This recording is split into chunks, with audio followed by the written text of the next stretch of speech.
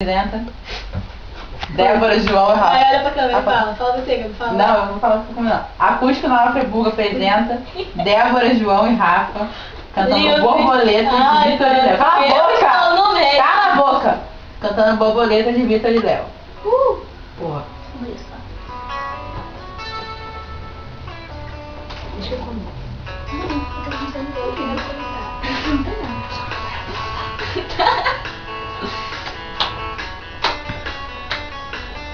Deixa eu comer.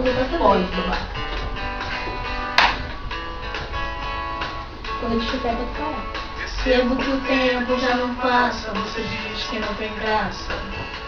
Amar assim, tudo tão bonito, mas no outro infinito parecido, com borboletas no jardim. E agora você volta e balança o que eu sentia por outra alguém. Dividida entre os mundos, sei que estou amando, mas ainda não sei quem. Não sei dizer o que mudou, mas nada está igual. Numa noite estranha, a gente se estranha e fica mal. Você tenta provar que tudo em nós morreu. Borboletas sempre voltam e o seu jardim sou eu. Entendeu? Eu. Tá, não tem nada. Tô falando pra câmera, tá? Eu acho que a câmera do microfone pra mim é tudo. Tá bom, Um bom microfone. Eu me Tá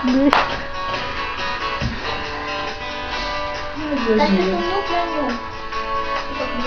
Percebo que o tempo já não passa, você diz que não tem graça.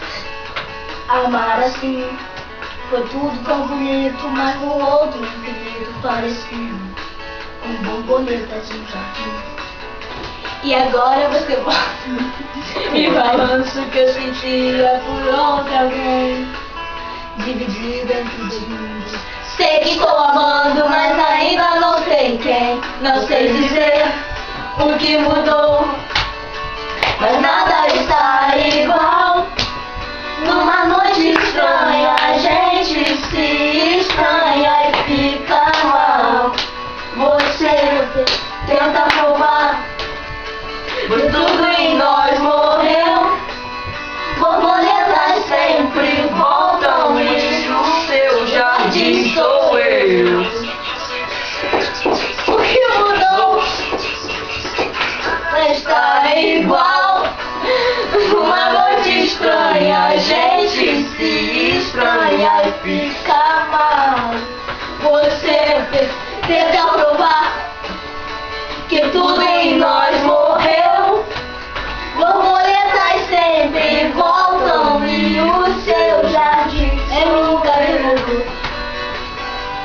Sempre voltam e o seu jardim sou eu.